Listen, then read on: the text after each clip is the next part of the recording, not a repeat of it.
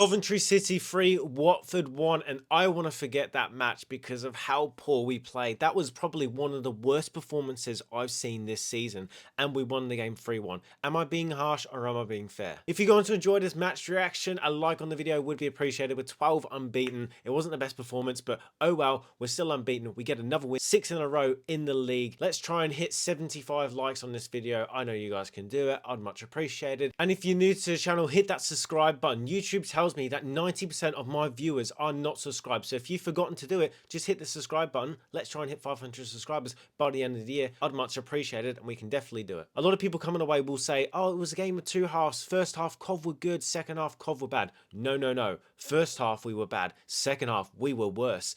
First half, we got away with murder about 2 or 3 times. They could have been 2-1 up, 3-1 up, and somehow we find ourselves 3-0 up and playing against 10 men. I mean, they're through one-on-one. Rushford makes the save, which is a good save. Probably their striker could have done a little bit better, let's be honest. We go on the counter-attack, and we score that goal, which was absolutely crucial for the game. And then the second goal, Jamie Allen is inside the box, takes it first time. It could have been a penalty. It came off kind of the Watford's area here. The ref wasn't going to give it. I think it's kind of 50-50. But Jamie Allen's in the right spot, slots in. 10 minutes into the game, we're 2-0 up, we're cruising. After that, I mean, honestly, look at the stats for the first half. Watford were dominating Coventry. I just don't know what I was watching. I expected Watford to be really good. That's why I predicted 3-1 in my match preview, and that came to fruition. But I didn't expect us to be that poor in that match. I expected us to be a little bit more defensively solid, seeing as we've kept 5 clean sheets in a row and conceding in the last minute in the last game. So coming into this game, I was expecting a little bit more defensive structure, and I just don't think it works. I don't think BTA works as that 10 when you're trying to defend. Going forward, we're fantastic. We've got a fluid 4. They know how to attack. They know how to create chances. But defensively, we got hit on the counter-attack so many times, and Allen was out of position. We had no midfield at times, and it was really frustrating to watch, and Lampard didn't change it, and that's what really annoyed me. At the same time, he kind of changed it when Eccles came on, but Eccles was playing attacking. Jamie Allen was playing as a 2 with Grimes in that midfield role. Jamie Allen was just getting sucked into the attacking mid role again, and then that's where the problem came into it. Grimes was just in the midfield by himself, and they just kept hitting us on the counter attack. And every single time in that second half, they had an attack. I felt they were going to score, and they were creating good chances. As you can see the stats, Cov had 55% possession compared to their 45, 1.31 expected goals for Coventry compared to Watford's 2.76. I think that's one of the only times in the season, correct me if I'm wrong, maybe it's happened once or twice other than this one, that the opposition has had a better XG than us in a game. It said we had 0 big chances, which I will agree with, and then they had 3 big chances that they missed. Of course, they had those 2 one-on-ones that they missed, and then they had a couple of other good chances. This game could have definitely been a 6-6, a 4-4, a 3-3. It could have been any scoreline that you picked.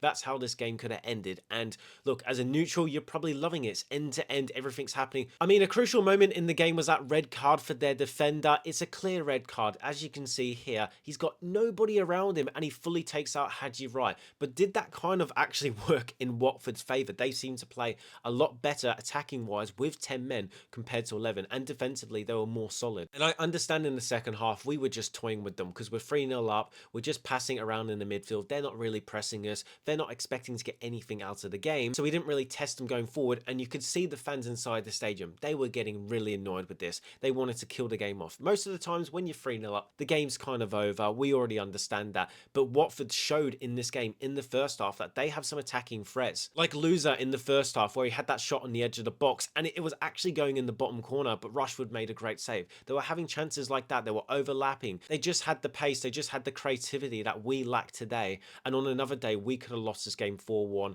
3-2, but thankfully, because we're the team in form, because we've got so much confidence in the team, because we've got so much luck going our way, because we are top of the league, that game ended 3-1. It, like I said, it could have ended 3-3, 4-3. I mean, it was just a really frustrating watch. Going back to our third goal, Tats, it's a great dribble inside, but the keeper should be saving that. If that was Rushworth in goal, everybody would be criticising the goalkeeper, and he definitely should have saved it. It was right next to him. Terrible goalkeeping. So we kind of got let off on the hook with those sort of chances that we had today.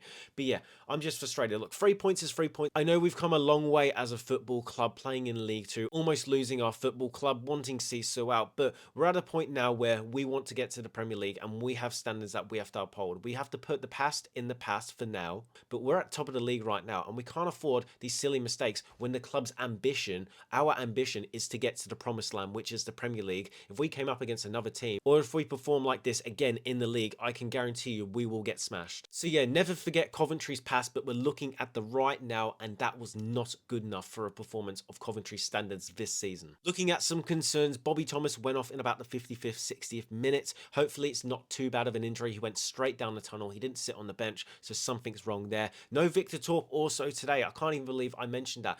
That midfield was lost without him today. You could see the importance of Radoni, Torp, Grimes. That midfield three works so well, so fluid, and when we don't have two of them in there and Grimes is there by himself, he just gets overrun. Hadji Wright up front today was very quiet, but he did the basic stuff. It almost seemed like he was carrying an injury. Every time they would play the ball into him, he would just play that first time pass back to the player who played him the pass. I don't know what was wrong with Hadji. He didn't play bad. He just didn't. He played within himself today, which was really bizarre. We got the 3 points. We're top of the league. What the hell am I complaining about? 8 wins, 4 draws, 25 goal difference we got now in the league. I mean, if you combined second, third, fourth, fifth, 6th, 7th in the league, they only just have a better goal difference than us by 3. That is just crazy. What is going on with Cov this season?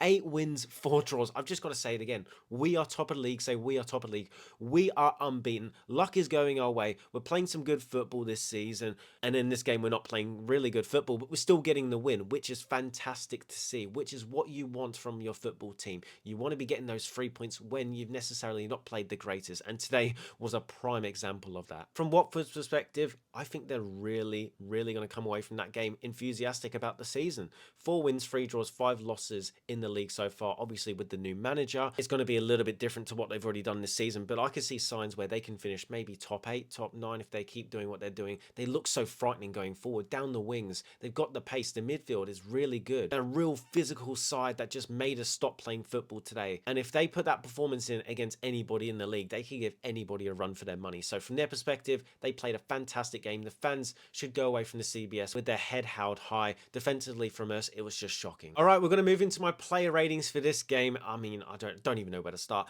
Rushworth, I'm going to give him an 8 out of 10. I think he saved us a lot. He gave away the penalty. Yes, of course. He claimed that he got a hand on the ball. I don't think he did. I've watched the replays about 5 times. It might be the minutest touch on the ball, but I think it's a blatant penalty. Milan, I'm going to give him a 7, 6.5. One of those two. I'll figure it out in editing. He got the yellow card. That means he's suspended now for the next game, apparently, because he's picked up, was it 5 or 6 yellows? And that's within a 19 game period, and he's already done it in 12 games. Thankfully, we've got Kane Kessler-Hayden coming to the side, but it's really shame to lose him for the next game. Kitchen, I think he saved us a lot today. Definitely. I'll give him a 7.5. Thomas, I'd give him a 6.5. I think Kitchen was the way better centre-back, and of course, he played a lot longer today. De Silva, I'll give him a 6.5. Just a little bit worse than Milan. In the first half, he was getting rinsed down that left-hand side. A poor game from him again. 2 games in a row now where I'm kind of like, but he's still good. He's still done good this season. Grimes in the midfield, I'll give him a 6.5. It's not his fault that he got a 6.5. I just don't think he got any help in the midfield today. Of course, Jamie Allen scored that goal, which I'll give him a 7 for, but he didn't really help out defensively. He kind of got caught in no man's land a few times. We just got overrun in that midfield, then they just played it to the wings, and then that's how they attacked us all game, and we just didn't stop it. Thomas Asante, I'm going to give him a 7 out of 10 because he scored the goal. I think on the left-hand side, when we had Eccles in the side, I think he did a lot better on the left-hand side. A couple of times he could have got up and attacked their fullbacks, but we're 3-1 up. You don't want to make a mistake because every time they got the ball, they just hit us on the counter-attack and looked like they were going to score. So I could understand his hesitation to go forward at times. Tats, I'll give him a 7.5. The only thing I don't like about Tats is he's too lightweight for this league. He gets shoved off the ball really easily, and it really annoys me. He needs to bulk up a little bit, but then he might lose his jinkiness about him. But other than that, good goal taken today, back on the score sheet, scored in a crucial time. Anything could happen in the game, and he made it 3-0, so he kind of won us the game in that sense. Mason Clark, I'll give him a 7 out of 10. I don't know where they're getting a 5.9. I think he did really well on that left-hand side. A little bit unlucky in a couple of instances. He got fouled a few times. The ref didn't give it. I mean, don't talk to me about the ref today. He wasn't the reason why we almost lost the game, but he didn't help, did he? And Hadji Wright up front, I'm going to give him a 6 out of 10. Like I said, I didn't really notice him too much in the second half. He came off for Ellis Sims, but in the first half, he just did the basic stuff. He came short for it, played the ball back to the guy who played him the ball, and that's all he did today. He didn't have Did he have one shot? I don't remember Hadji having one shot. So yeah, I'm going to give him a 6 out of 10. Substitutes, Luke Wolverhampton, I'm going to give him a 6.5 out of 10. Look, he got a yellow card, which I don't even think he touched the player. The player just fell down. Obviously, he went off injured, so something happened. Maybe it was the slightest clips. The player kind of falls over 2 meters after what happens. I mean, it happens all the time in football, so I guess it's consistency, but I should be celebrating. We've won 3-1, but it's just really frustrating to watch it, and nothing changed. Lampard didn't change anything today with the way that we played. He just let it happen, which I'm going to give him a criticism in my player ratings for him. Ellis Sims, I'll give him a 6.5 out of 10. Up front, I think he did really well, held up the ball a few times,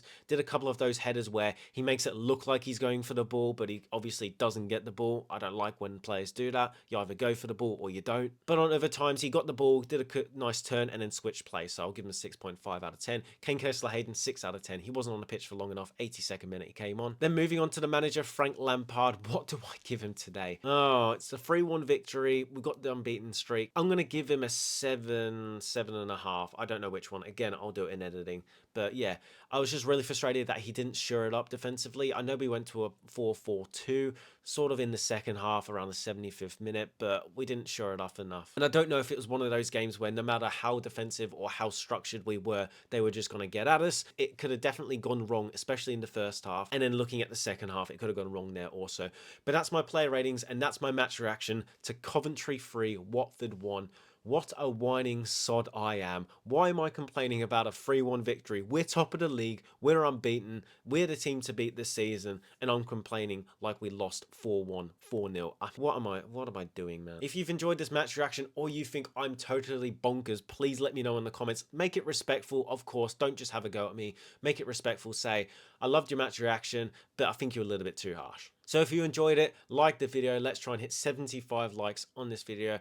And if you're new to the channel, hit that subscribe button. I'd much appreciate it. Let's hit 500 subscribers by the end of the year. I know we can do that. And as always, I've been Ethan. I'll see you in the next video where Coventry will take on Wrexham. I'll do my preview for that one. I'll do my EFL Championship Match Day 13 predictions, and then also another video for you guys to look forward to on the channel.